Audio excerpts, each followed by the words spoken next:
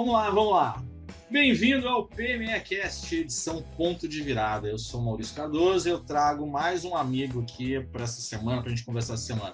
Engraçado que na semana passada eu estava conversando com um cara e ele falou assim, aonde você acha aí tanta gente, né? Eu falei, pô, pela vida, cara, pela vida. E hoje eu trago aqui Hélio Carvalho. Fala, Hélio, tudo bom? Tudo ótimo, Maurício. Obrigado pelo convite. Longa data, desde o início aí da minha jornada aí como empresário. Uma gratidão muito grande aí pelos encontros que nós tivemos, que com certeza contribuíram muito, muito, muito mesmo para essa longa caminhada de 10 anos aí à frente de um negócio bem importante para a gente. Ah, que legal, que legal.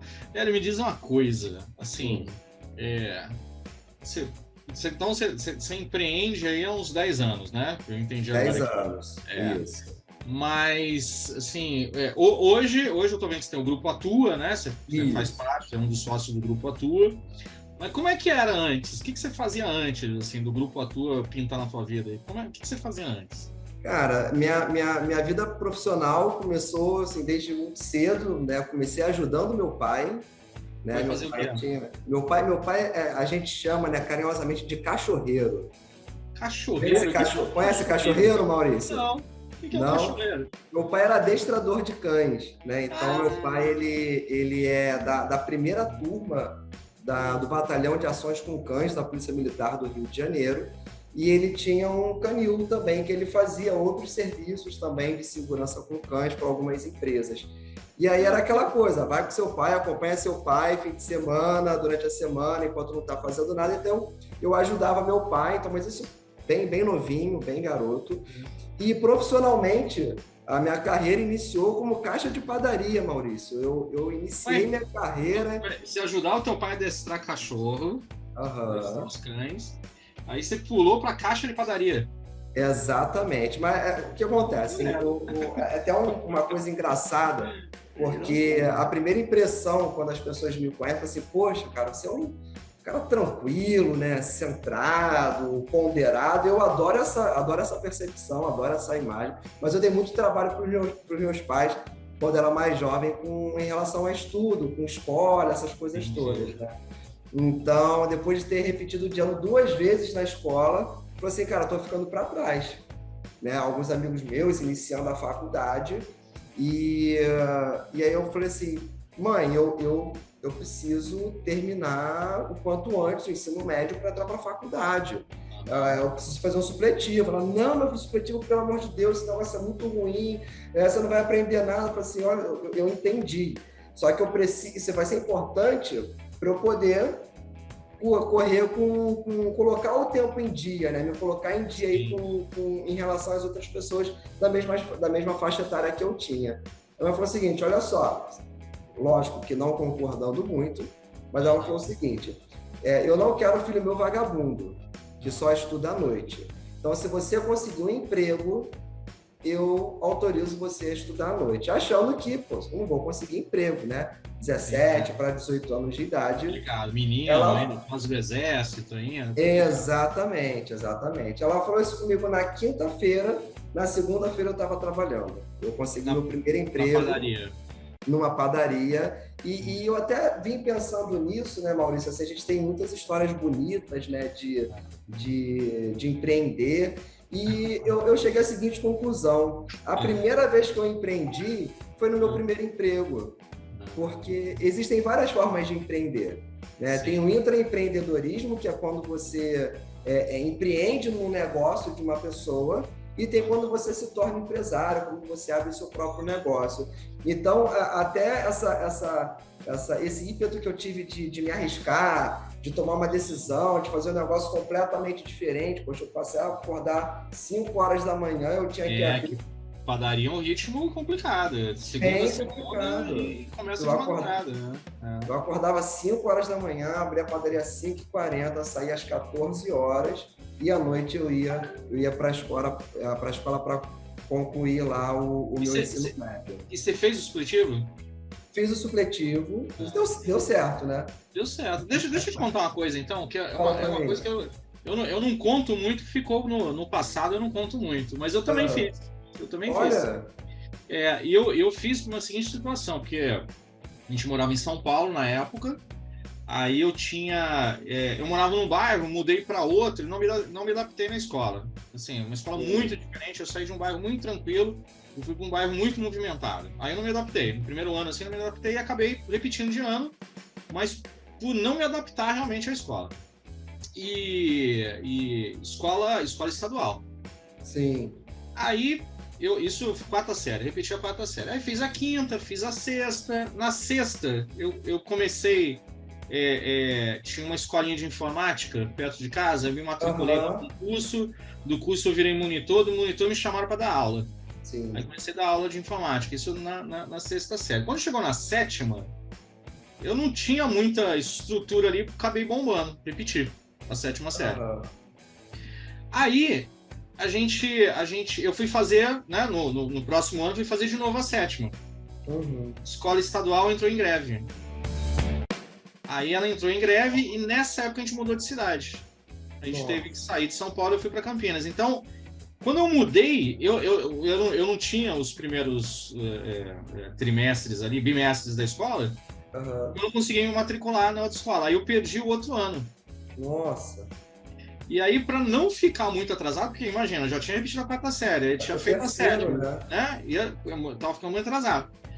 E aí eu já trabalhava, porque esse ano que eu não estudei, que eu não conseguia me inscrever, eu fui trabalhar numa loja. Eu entrei numa loja, comecei daqui, é uma outra história engraçada, que eu fui como você é o cara de recrutamento e seleção, depois a gente até conversa sobre isso. Opa. Foi engraçado, porque eu vi um anúncio de auxiliar de escritório. Sim. Eu falei, eu acho que eu consigo. Moleque também, 15 anos, tá? Eu acho que eu consigo. Fui lá. Quando eu cheguei na loja, aí falaram assim, não, a gente está recrutando só mulheres. Para essa função, a gente está dando preferência para mulheres. Eu falei, não tinha nada no anúncio.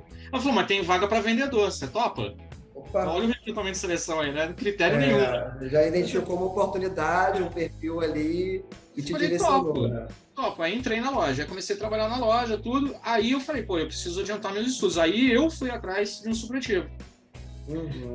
Foi assim, eu fiz a sétima e oitava, mas foram os anos mais fortes que eu tive.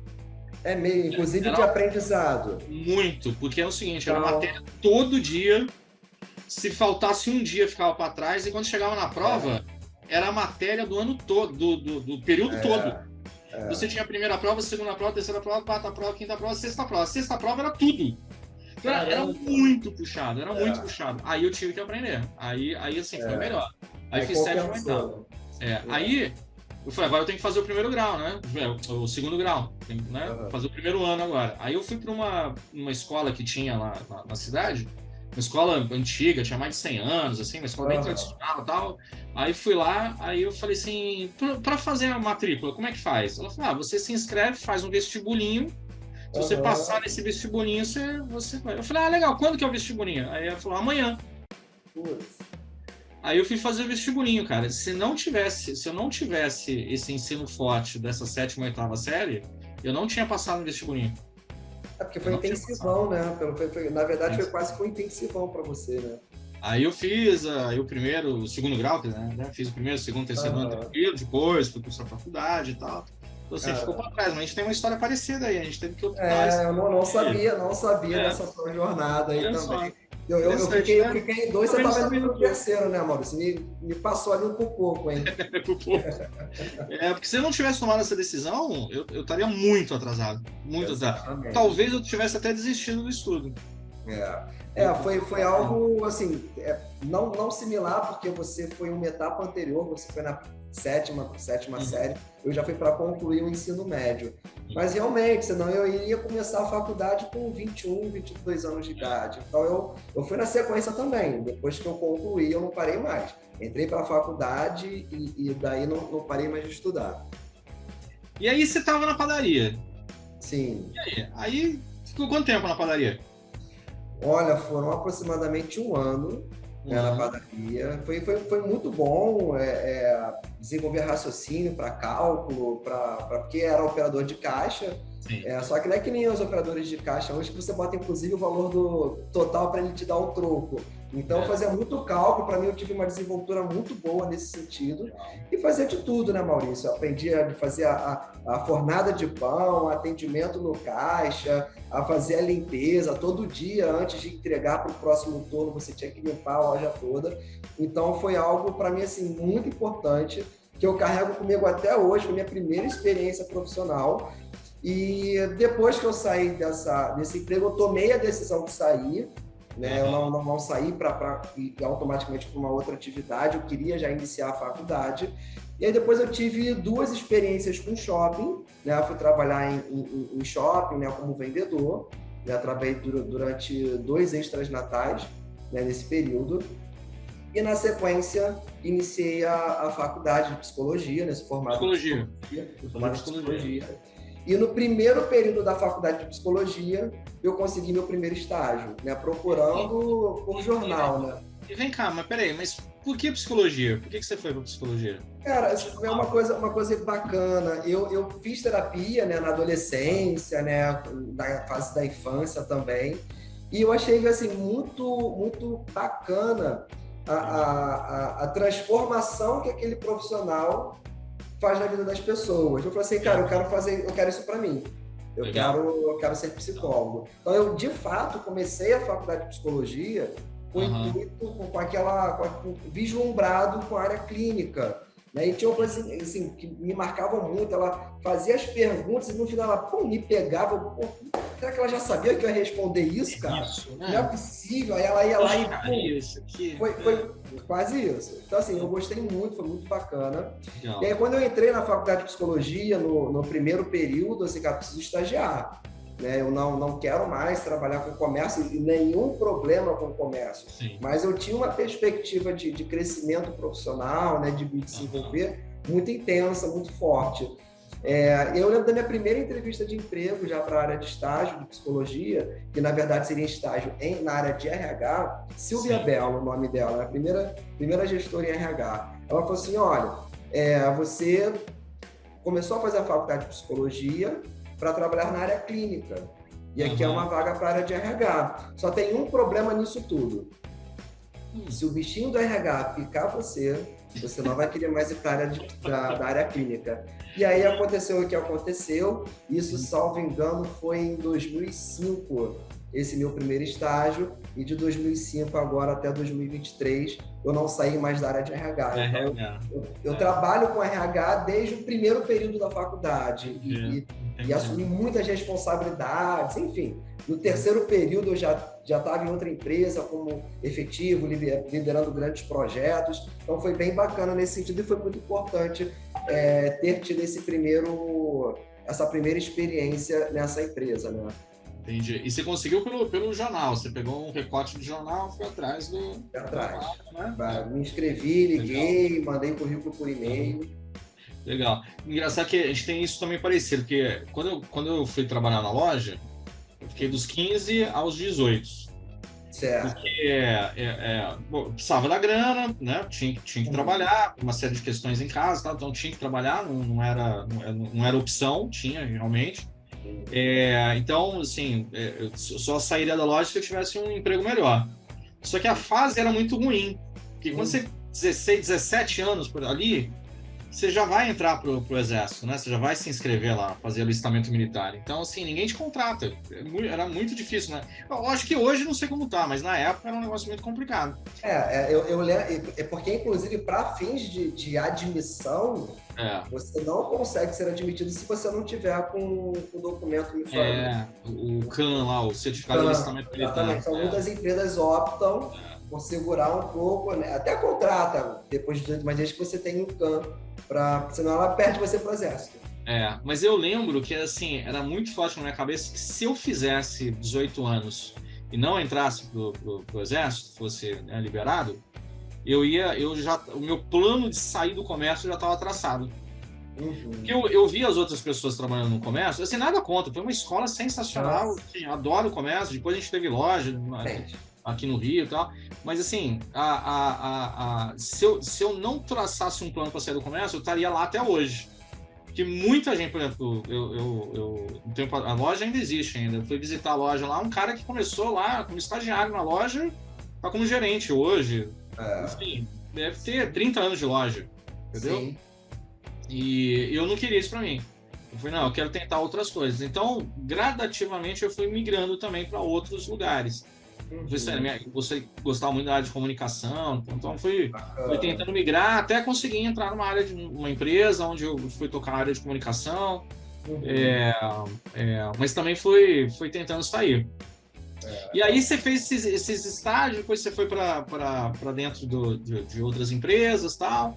Meu primeiro estágio foi numa ONG, depois eu fui para uma multinacional, até que eu entrei para uma consultoria de RH, onde eu trabalhei 5 anos nessa empresa, né? E foi uma grande escola, tive assim, um aprendizado muito bacana. E aí entrou o Hélio, né, como empresário da área de RH, né, onde eu abri uma consultoria. Você chegou a abrir uma consultoria? Eu já tenho, não, acho que já foi a gente passou por uma transição de marca, que era a Qualita RH, que agora é o Atua Seleção e Desenvolvimento. Não, mas como é que surgiu a Qualita? Cara, foi assim, quando a gente se conheceu, você estava nessa saída da empresa. Iniciando. Não, já tinha iniciado, mas a gente se conheceu foi em 2014, 15. Por aí. 15, eu acho. Nós abrimos a empresa em 2012, então assim, eu tava naquela... A gente vai chegar nessa parte aí da empresa, né?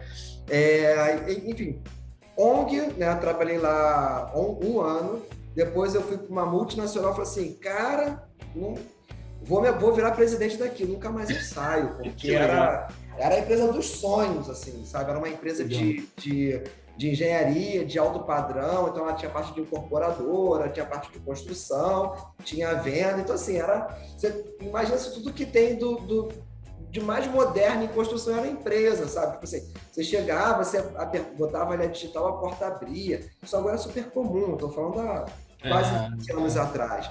Então era um sonho, só que eu literalmente não estava pronto para aquele desafio.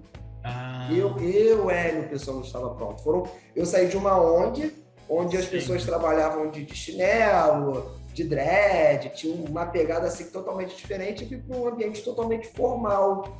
Então eu fiquei 3 meses, gravatinha, aquela coisa, você não pode falar com ninguém, o diretor tá aí, se esconde. E aí, óbvio, muito diferente, né? Muito diferente. Mas eu caí na pilha errada, as pessoas que colocaram isso na minha cabeça. Não devia ser nada disso. Mas enfim, garoto novo, a gente acontece.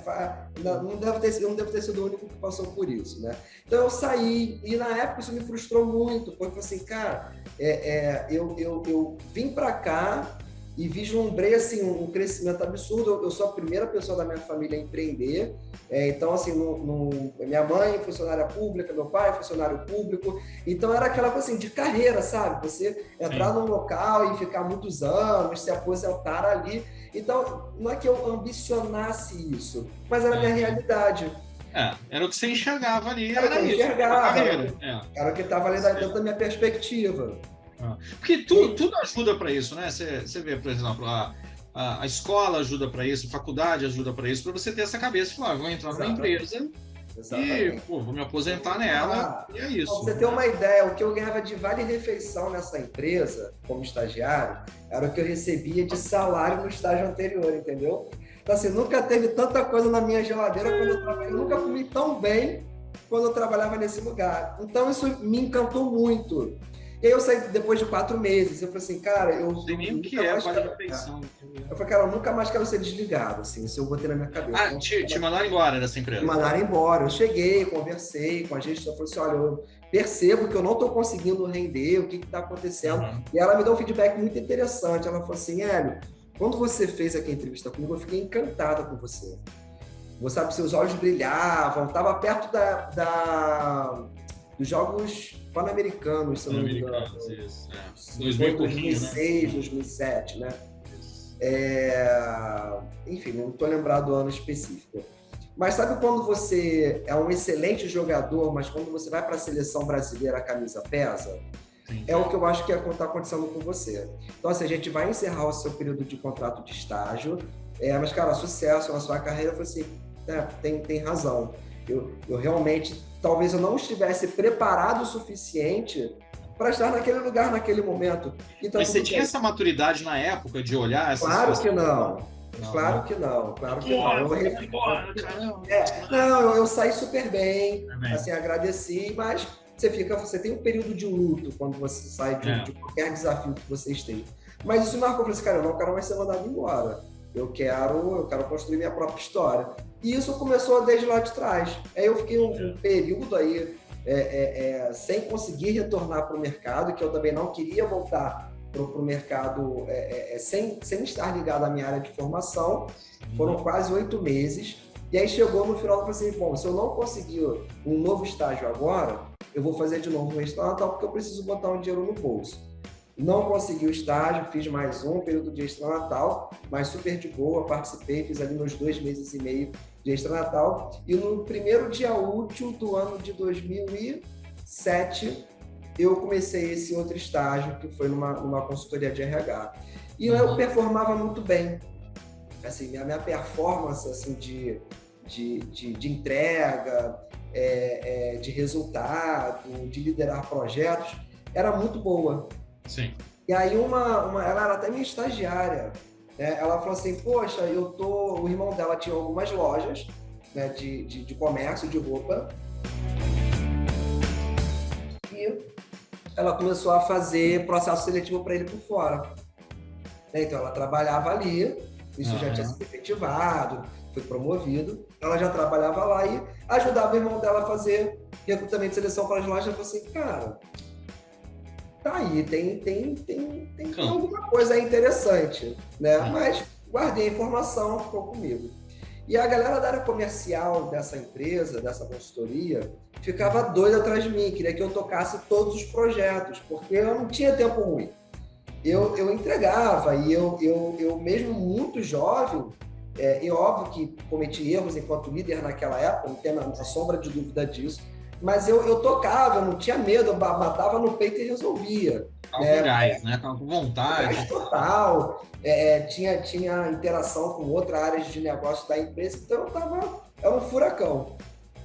E aí eu fiquei com esses pontos na cabeça, e aí eu estava, né, conversando com hoje meu sócio, Adilson Machado. Ele tinha tem um escritório, né, porque era uma outra sociedade que ele tinha de contabilidade. E aí, num papo, né, churrasco ali de família, ele chorando, né? Pô, e ele é casado com quem? Ele é casado? Ele é casado com a irmã da minha esposa. A irmã da tua esposa, tá. Mas você não era casado na época? Você era casado também já ou não? Eu tava namorando, tava ali fazendo... Tava em processo tentando conquistar a família. Né? Entendi. E aí, nesse papo de almoço, reclamando muito de pessoas, né? Porque foi um período, né, no mercado que o mercado estava muito aquecido, então estava um apagão de mão de obra, muitas empresas contratando, a área de óleo e gás estava bombando, então as empresas sem ser do segmento de óleo e gás estavam sofrendo muito mais com mão de obra do que outros negócios mais estruturados, né? Aí eu falei assim, pô, Dilson, eu acho que eu consigo te ajudar, cara. Mas como? Eu falei assim, olha, eu tenho expertise nisso, eu faço isso para centenas de empresas, eu faço para você, pô. Quanto é que você me cobra? Rapaz, quanto é que eu cobro? Aí pensei lá... Boa, hein? Essa é boa, essa parte é boa.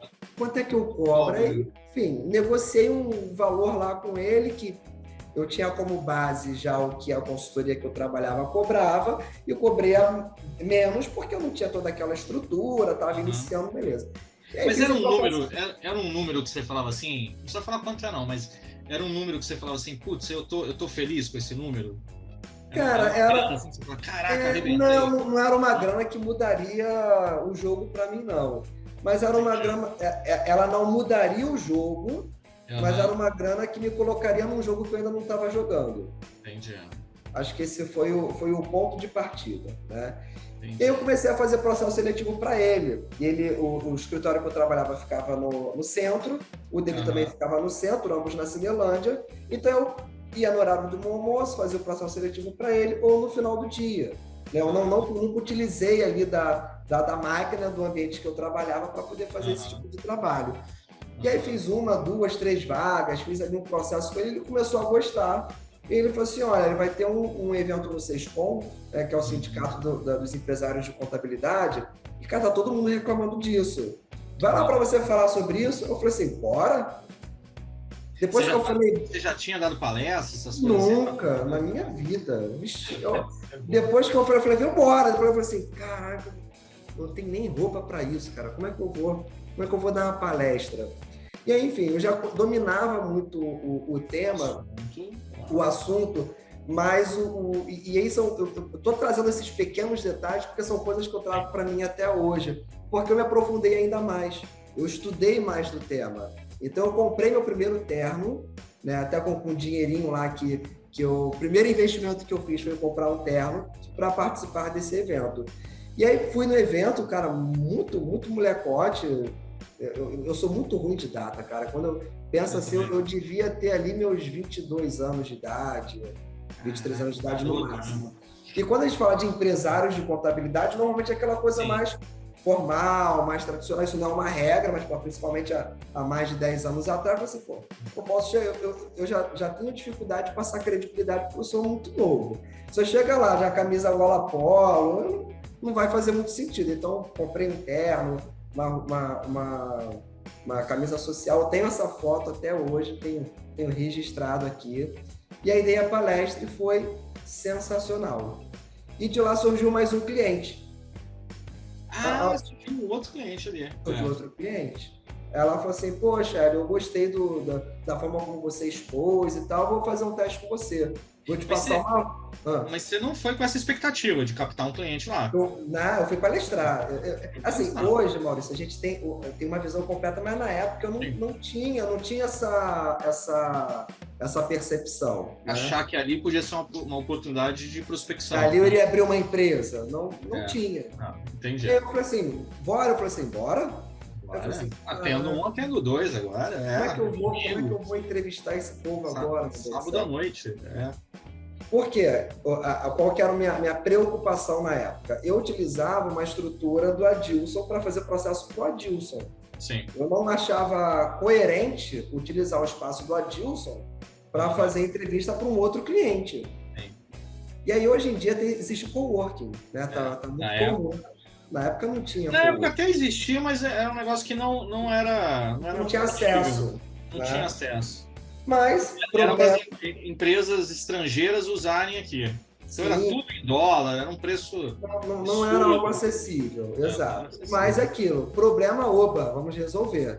Aí um professor meu da faculdade, eu conversando, ele falou assim, olha, eu tenho um espaço que eu subloco para atendimento clínico, o psicólogo vai para poder atender. Eu falei assim, uma salinha dessa aí me atende.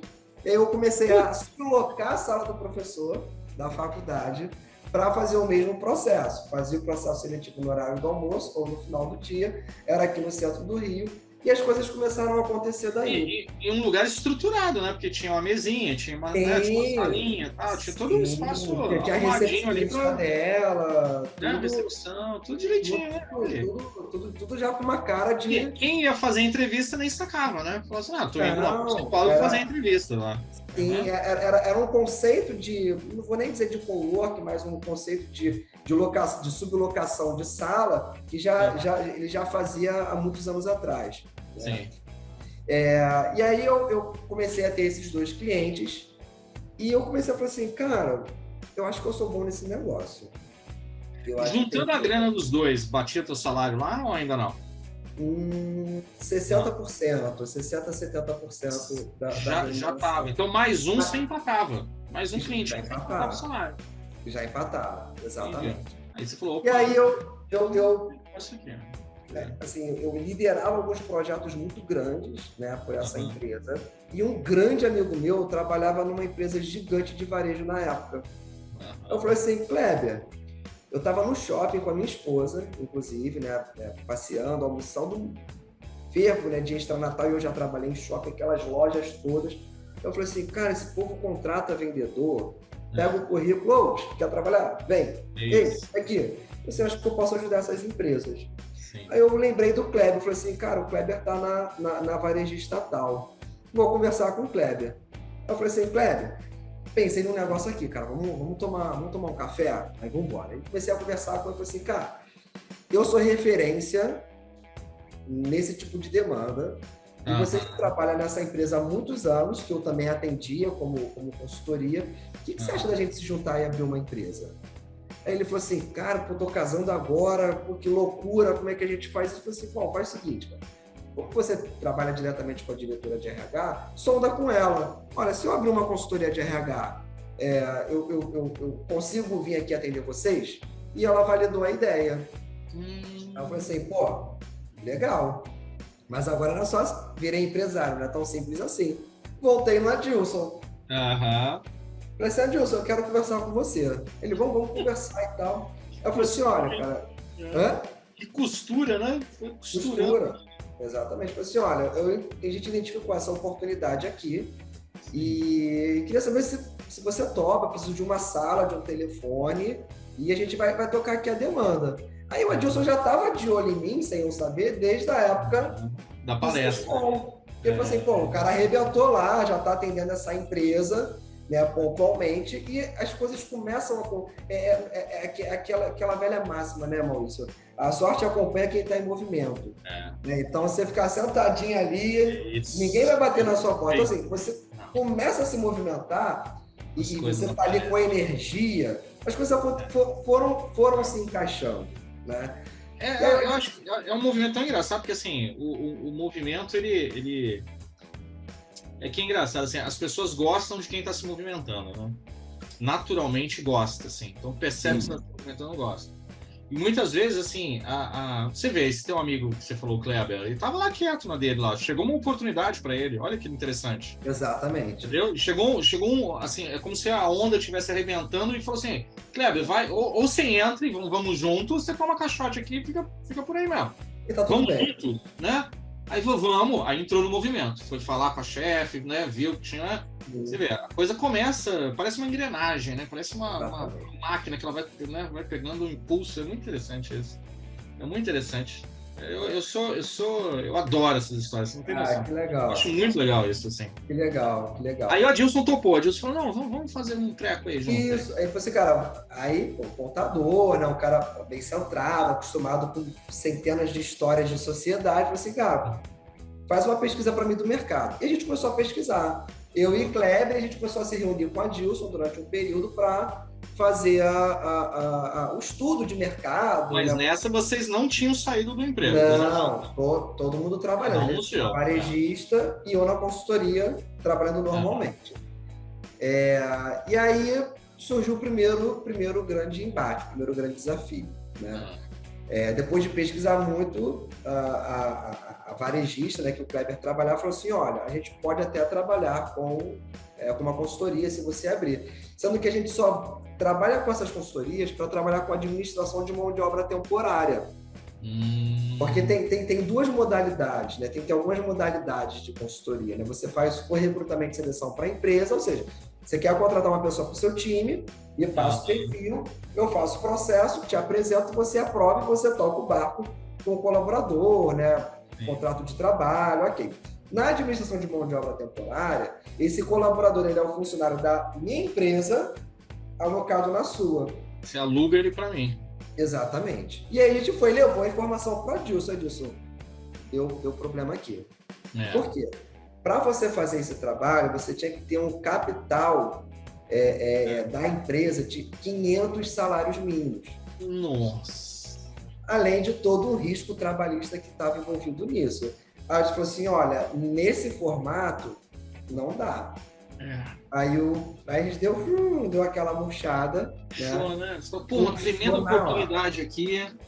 Porque, você imagina, você começa um negócio do zero, já com uma varejista grande, com um cliente que está gostando do seu trabalho. Então, para manter ali duas pessoas, você consegue ter um ponto inicial da jornada de empreendedorismo, né, como empresário. Muito forte, né? Pesado, já entraria... Não dava para investir isso, né? Não tinha capital para investir isso. Aí o cara falou assim, olha, eu tô fora. Aí eu falei assim, poxa, Kleber, o que você vai? Eu falei, cara, eu não consigo, eu tô recém-casado agora, morando de aluguel, e a gente bem empregado, né? Eu não posso sair de onde eu estou hoje para poder assumir um desafio desse e realmente a conta não ia fechar, não ia ter como. Né? Era uma boa ideia, mas num momento complicado, num momento ruim. Não dava para seguir. E aí, nesse meio tempo, essa mesma empresa que eu atendia me chamou na chincha, me chamou assim, olha, estou gostando muito do seu trabalho. Sendo que eu sei que você tem uma limitação. Eu assim, sempre fui muito transparente, ela sabia que era um trabalho que eu fazia à parte, sendo que o meu escritório está com uma projeção de crescimento para o próximo ano muito grande. E você foi a única pessoa que a gente acertou até hoje para fazer a contratação. Então, eu já trabalhei com consultoria X, PTO, já contratei site, mas a gente nunca teve um resultado tão expressivo quanto está tendo com você. Nossa, excelente feedback, hein? E eu quero saber se a gente pode contar com você para o ano que vem. Aí eu falei assim, Dilson, tá acontecendo isso e isso. Aí eu falei, cara... Tudo ao mesmo tempo, né? Não é uma coisa de cada vez, né? Isso aqui parece que é em 2 anos, foi no espaço de 2, 3 meses, sabe? Aí o Adilson, Hélio, cara, vamos, cara. Aí eu falei assim, pô, Adilson, eu vou casar agora, cara, como é que eu faço? Minha mulher vai me matar, cara, a gente tá pagando prestação de festa, eu queria viajar, queria ter uma lua de mel. Eu falei assim, olha só. Aí começa, e aí é muito importante a complementariedade e você ter consórcio ou parceiros que te apoiem nisso. Eu falei assim, olha só, abrir empresa não é só você ter uma ideia. A gente faz um planejamento, existe um capital inicial de investimento. Então, assim, dentro desse capital de investimento que vai ser necessário, esse aporte financeiro, quanto é que você ganha? Eu ganhava merreca na época, não tinha um salário alto. Eu falei assim, cara, dá pra gente fazer, vamos iniciar. Porque ele estava com um desafio também que calhou muito com esse momento. O escritório dele ficava na Tijuca.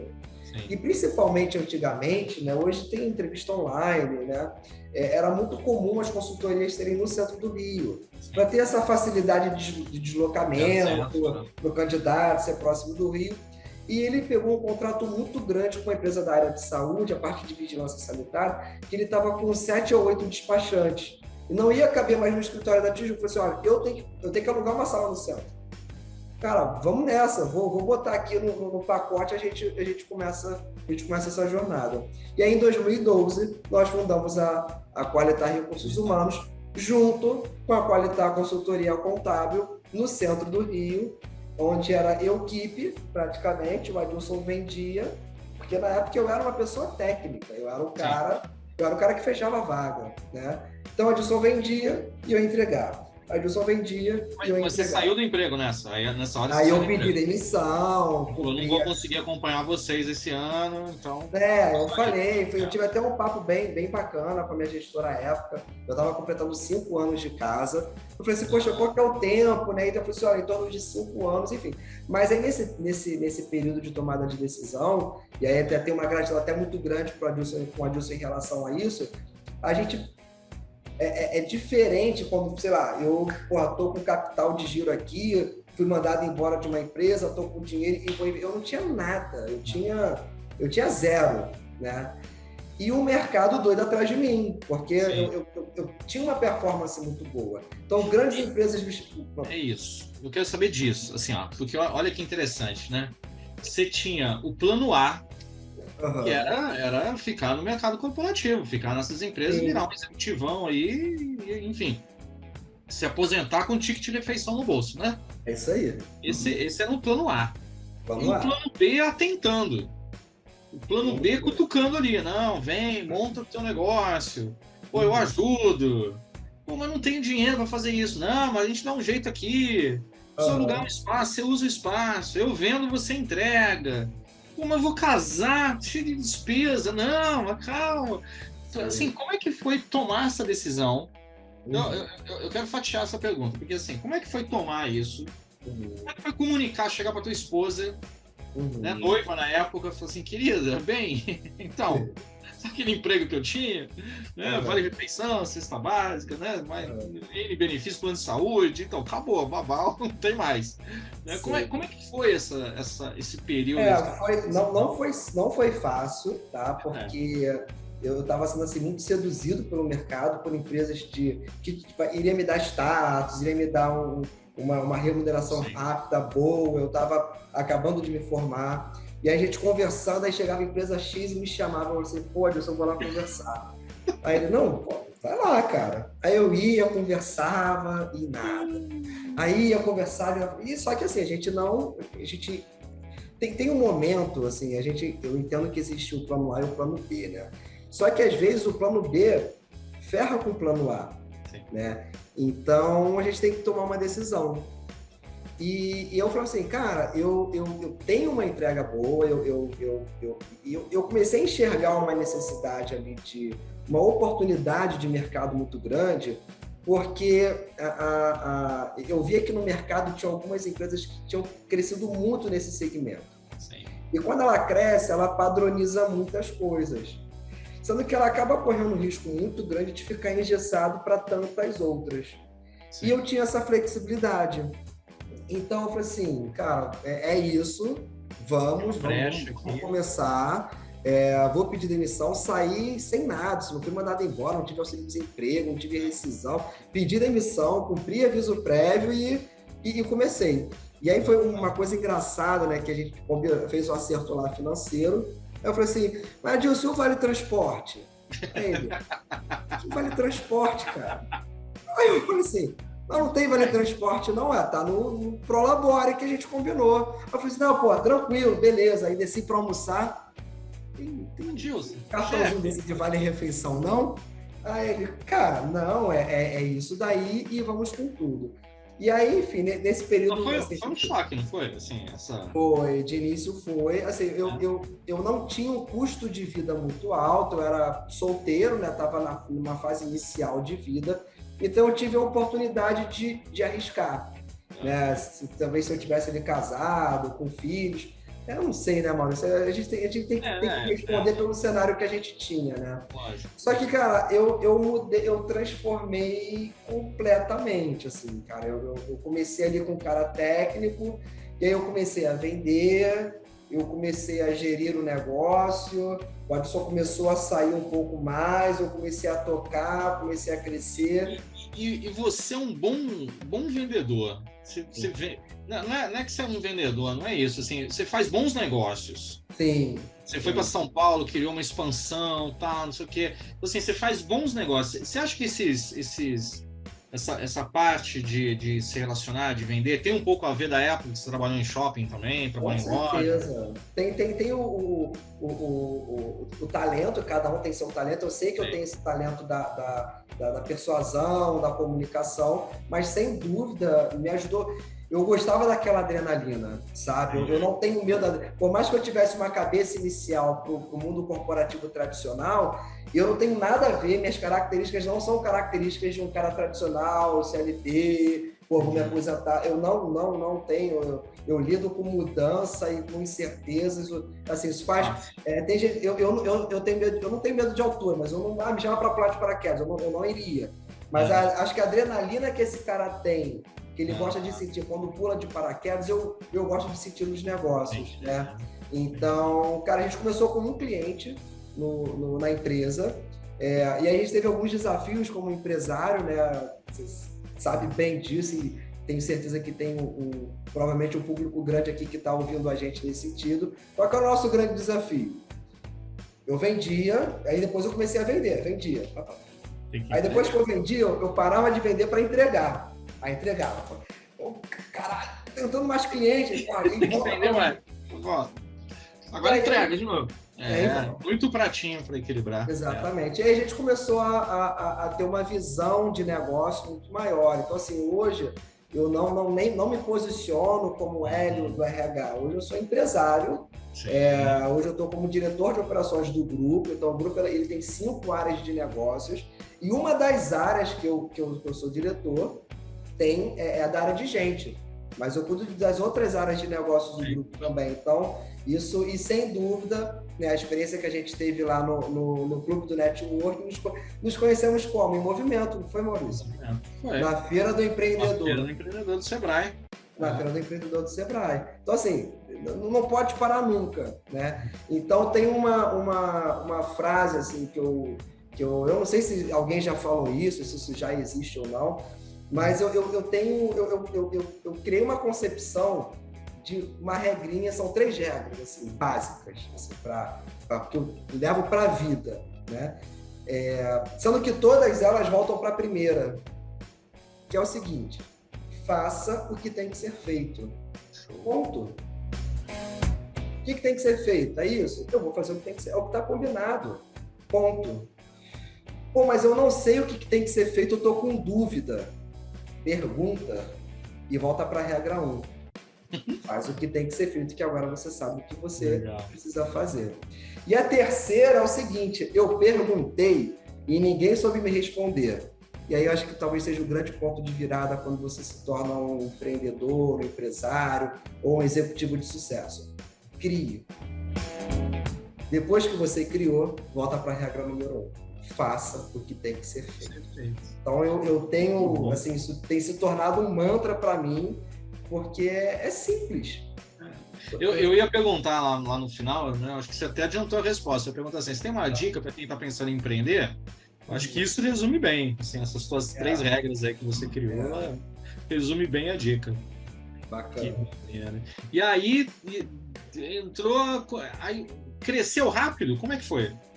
Cara, a gente completou 10 anos ano passado, né? E como a gente, numa das áreas de negócio, a gente atende empresas de grande porte, é importante que a gente não fique aqui apenas no nosso cercadinho, né? Na nossa bolha, que é Rio de Janeiro. E também, até por experiências negativas que nós tivemos de outras áreas de negócio. A gente perdeu um negócio muito grande, bem lá no início, né? Até pela área da consultoria contábil, porque a gente só estava no Rio de Janeiro. E aí chegou uma empresa muito grande de fora e falou assim: olha, a gente atende o Brasil todo. E a gente... Não dá. Perdemos. Era um grande contrato para a gente que nós perdemos. Assim, cara, erramos, a gente pode errar, não tem problema errar, mas vamos errar em algo novo. Então a gente sempre teve essa coisa de, cara, a gente precisa expandir, a gente precisa expandir. Até que em 2018, um grande cliente nosso aqui do Rio de Janeiro, né, na parte de recrutamento e seleção, ele estava fazendo uma expansão em São Paulo. Ele falou assim: olha, cara, vocês nos atendem muito bem aqui no Rio de Janeiro. Você consegue nos atender em São Paulo? Eu falei assim: agora, vamos. É agora que eu vou. Então, a gente tem essa facilidade de... Eu lembro disso. Lembra disso, né? A gente tem essa facilidade de mobilizar time, equipe, você consegue fazer isso. Então, quando a gente chegou em São Paulo, sentiu aquele cheirinho, sentiu aquele ambiente, sentiu, cara, não vou sair daqui mais não. Então, a gente está desde 2018 em São Paulo, assim, super bem, graças a Deus, a gente já tem uma equipe fixa lá, um time forte para poder nos atender. E a grande novidade para 2023, um spoiler aqui, tá? Primeira mão pro Maurício Cardoso. Em 2023 a gente está abrindo a nossa unidade em Curitiba. Né? Que legal, cara! Então, assim, hoje a gente está muito forte no Sudeste, né? Nosso intuito é estar nas principais capitais do país, né? Então a gente está no Rio, São Paulo, a gente está indo agora para Curitiba, que é uma região bem estratégica ali do Sul. Então a gente está em fase final aí de algumas negociações, alguns detalhes, para fincar a bandeira também no sul do país. Fantástico, o grupo atua agora também em Curitiba, em primeira mão aqui pro Maurício Cardoso. Muito bom daí. Muito bom. Muito bom. Eu gosto muito de Curitiba, cara. O frio, quando faz frio, faz muito frio. Engraçado, eu tô frustrado com Curitiba, porque eu ainda não passei frio. Curitiba, cara. Nossa, eu passei muito frio lá. Fui para lá, levei, botei até para despachar mala no avião, para botar para caber tanta roupa. Chegou lá um calor danado. Enfim, eu ainda não curti o frio de Curitiba, mas a gente se esbarra ainda em 2023. Pô, que bacana, cara, que bacana. Mas nesse meio tempo, assim, nesses 10 anos, assim, teve alguma coisa que você falou assim: putz, vou desistir, vou parar? Não. Vou voltar para o Vale Refeição? Não, isso nunca. Assim, foi só crescente, assim, Maurício. E o que você deve disso, assim? Por que você nunca pensou em desistir, assim? O que te segurou para você falar: não, isso aqui tá muito bom, vou continuar, vou queimar mais aqui? Cara, assim, o empreender você tem que estar decidido a isso. É uma decisão. Eu decidi empreender. Bom, eu decidi ter um negócio. E à medida que você cresce também, Maurício, não é só você.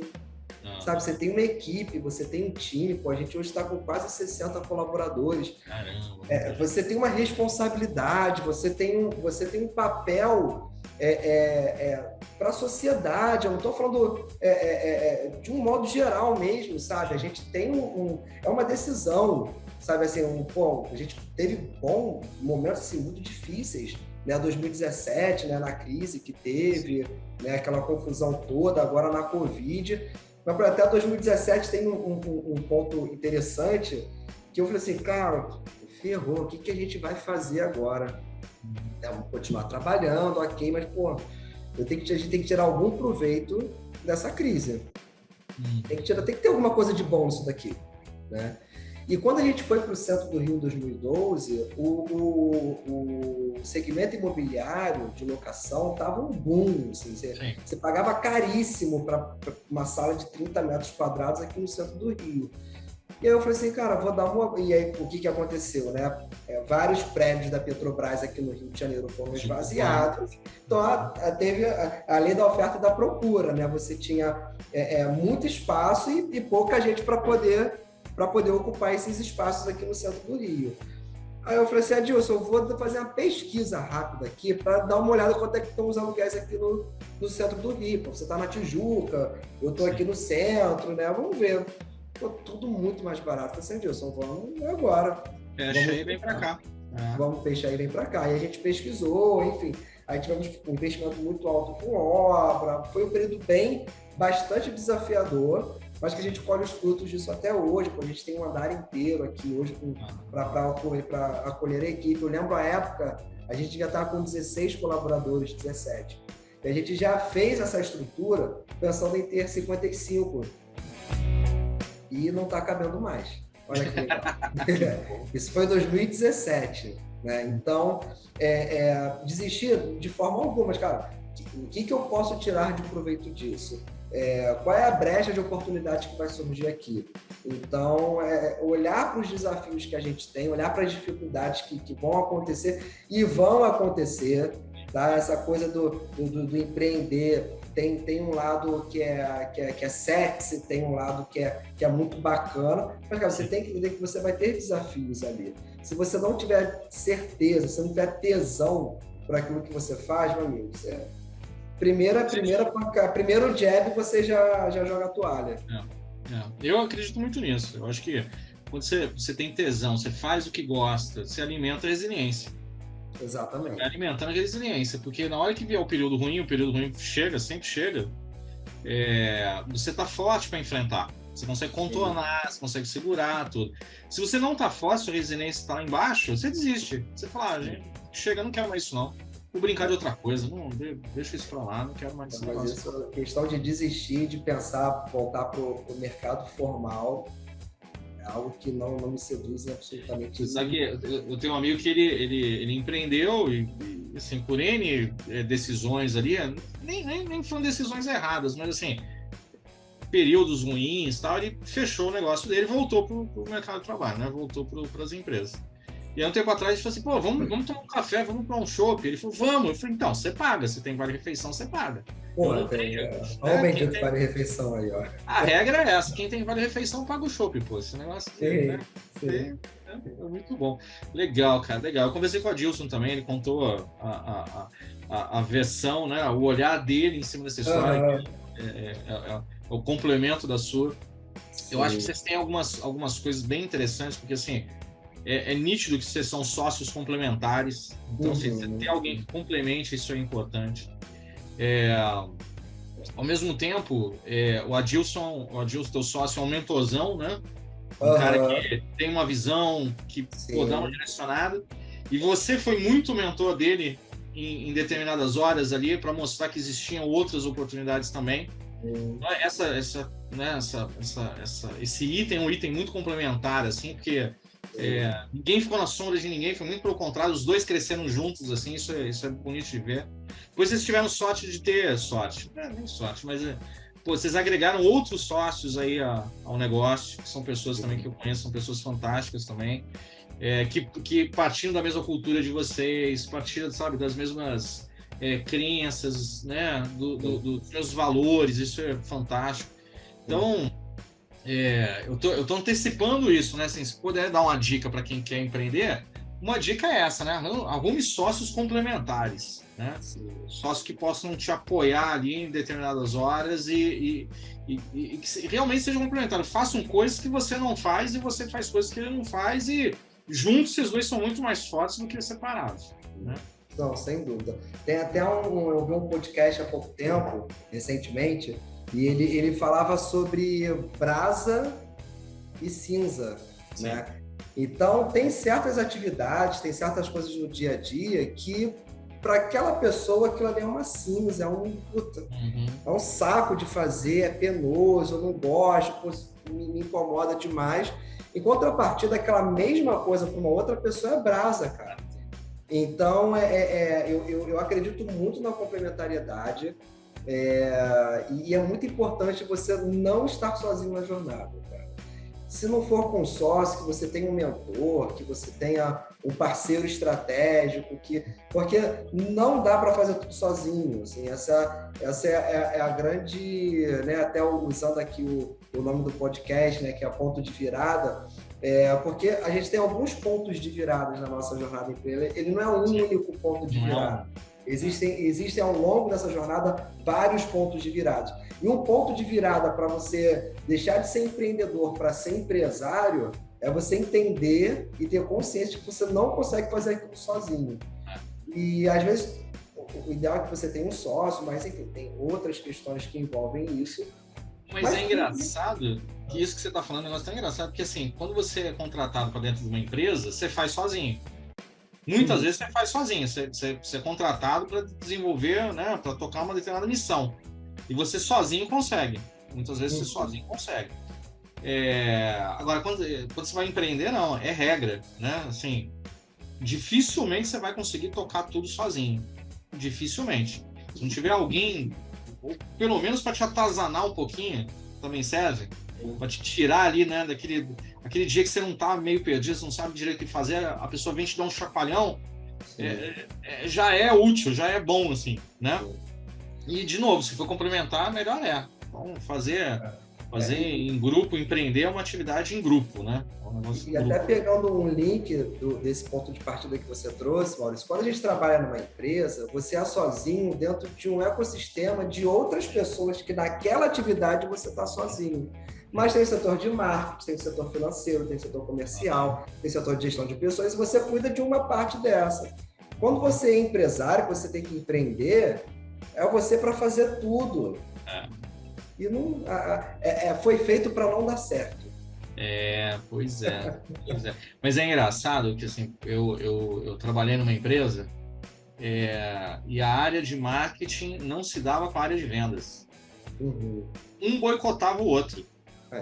Boicotava na cara dura. Não, o marketing pensou nisso? Não, esquece. O vendas falava. Então esquece, não serve para nada. E vice-versa. Quem está pedindo vendas? Não, comercial está pedindo isso aí? Não. Bota para o final da fila. Ou seja, não dava certo nunca, né? A coisa não andou nunca. Mas as pessoas que estavam empregadas ali continuavam trabalhando ali. E achavam que essa postura de criar essa politicagem ruim ali era uma coisa boa. Entendeu? A gente, como dono de uma empresa, né? Como a pessoa principal responsável pelo negócio, se a gente não tem do nosso lado gente que joga o mesmo jogo que a gente, a coisa não anda. Principalmente no começo. Quando são estruturas muito grandes, esse desperdício até que é tolerado. Sim. Essas briguinhas. Tem margem ali, né? Tem margem, tem gordura, né? O negócio é muito grande e tal, tudo bem, né? O desperdício acaba sendo tolerado. Quando você tem uma estrutura pequena, não é. Esses dias eu atendi um cara que foi muito engraçado, que o cara tava meio bravo, porque ele falou assim, eu na época que era um executivo lá, o meu budget era de 1 bilhão de reais. Eu falava assim, mas o dinheiro é teu? Era teu? Ele falou, não, o dinheiro é da empresa. Eu falei, meu amigo, se eu esqueço 20 reais na calça e a calça vai para a máquina de lavar, eu sofro. Se fosse 50 reais aí uma notinha de 50, pô, eu acho que eu nem durmo. Então, assim, que é meu esse dinheiro. Eu suei pra ganhar aquele negócio, entendeu? Eu sei o quanto.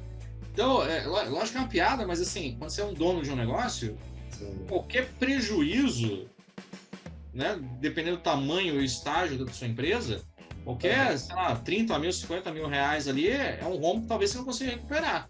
Depois que você fica muito grande, você vai, né, absorvendo esses prejuízos e a coisa continua andando. Não te abala tanto, mas no começo, por exemplo, qualquer erro que você cometa é prejuízo no bolso. Prejuízo, né? Se você não tiver uma equipe muito, né, que esteja jogando junto, queira a mesma coisa, se comprometa, né, se preocupe muito mais com o cliente, com o mercado, do que propriamente com o que está acontecendo dentro da empresa. Se não tiver isso, a coisa não é muito difícil. É muito difícil, não funciona. É verdade. Muito bom. Hélio, que bacana, cara. Que papo legal, que aula. Gostei demais. Então, da padaria ao empresariado aí, a virar empresário de RH, né? Quer dizer, hoje é um grupo, né? Hoje tem RH, contabilidade, gestão de imóveis, né? De condomínio. Hoje a gente são duas áreas de negócio, né? Uma área de gente e uma área de gestão de negócios, né? Então, hoje eu estou como diretor de operações do grupo. Hoje eu tenho uma diretora de RH, cara, eu tenho uma coordenadora do time também de seleção. Você imaginou isso? Não, atrás, você imaginava? Eu sei que o cronograma grande, assim. Cara. Desenhar o organograma é difícil pra caramba, né, mano? Quem é empresário aí, você tem claro aí o organograma, quem faz o quê, quem responde pelo quê de uma forma muito clara. Então, esse é um processo que a gente foi construindo ao longo do tempo. Mas eu nunca, assim, de verdade, assim, por mais clichê que de repente possa parecer, eu nunca pensei pequeno, Maurício. Assim, tudo que eu faça é para ser o melhor do que eu estou me propondo a fazer. Assim, eu nunca... Você tinha essa visão? Assim, sempre tive. Assim, depois que eu comecei a empreender, tanto que, cara, são clientes meus até hoje, né? Assim, uma das maiores empresas, a maior empresa da América Latina da área de saúde é meu cliente desde o primeiro ano de empresa. Uma das maiores empresas de ramo alimentícios do mundo são nossos clientes desde o segundo ano de empresa. Então, assim, eu nunca tive medo, sabe? Eu nunca tive nenhum tipo, vai vir. Não, cara, a gente vai... Tipo assim, trabalhar, a gente trabalha. Não tem a regra, faça o que tem que ser feito. Então, sempre tem que ser feito. Se eu tiver dúvida, eu vou perguntar, vou fazer o que tem que ser feito. Se eu não souber, eu vou criar e vai surgir um outro negócio, como aconteceu ao longo desses 10 anos. Então, assim, a coragem...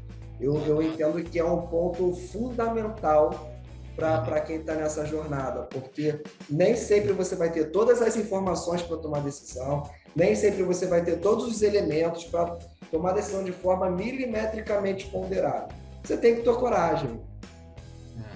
Mas você acha que esse sonho grande, ter um sonho grande, é um ingrediente que te motiva a ter essa vontade de fazer, de crescer, ter essa ambição? Você acha que ter o sonho grande é um... Tá na nossa visão, tá na visão do grupo isso.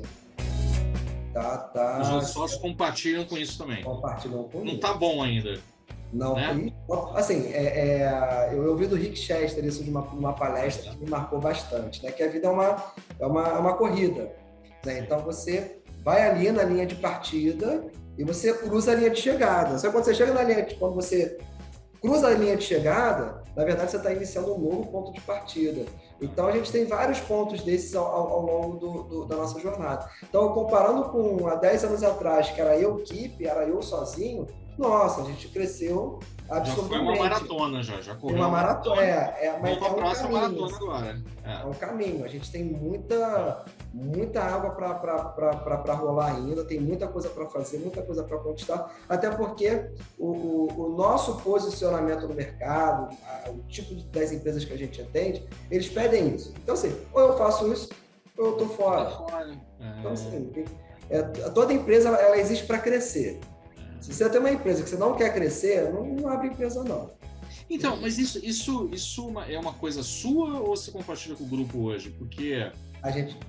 eu atendo muito executivo que tá saindo do mercado corporativo e está querendo empreender. Aí muitos falam assim, não, mas eu não... montar uma birosquinha, um negocinho pequenininho e tal. E eu olho para isso e falo assim, nem faça. Que isso vai ser um hobby e que vai consumir uma boa grana tua, uma boa energia tua, e é um hobby. Se você não tiver a ambição de fazer isso crescer, a coisa não vai andar. E eu não, muitas vezes não sou bem entendido nisso, não. O cara fala assim, não, mas eu não quero crescer, não. Eu quero ficar pequenininho. O que você acha disso, assim? Assim, de verdade, assim, acho que a pessoa ela tem que... Porque tem algumas amarras aí, tá, Maurício? Porque culturalmente nós não fomos programados para empreender. Então tem alguns pontos aí, você é um cara que tenho certeza que já teve alguns cases de sucesso de pessoas que talvez não começaram falando isso com você e que depois alavancaram como empresário, como empreendedor. É um desafio. Hoje nós temos 8 líderes aqui na empresa, tá?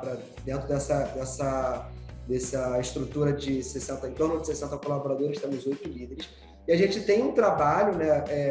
A gente ouve muito aquele em casa de ferreiro, espeto é de pau, né? E a gente tem uma premissa aqui que em casa de ferreiro o espeto tem que ser talhado pelo nosso melhor artesão. Isso não foi desde sempre, tá? A gente já errou muito, a gente continua errando, mas a gente está fazendo um movimento muito forte na área de gestão de pessoas, gestão de liderança, a cultura organizacional, para que todo mundo caminhe na mesma direção. É claro que nesse meio tempo, né, nessas grandes viradas de chave que a gente faz ao longo do tempo, algumas pessoas vão ficar pelo caminho. E tá tudo bem, né?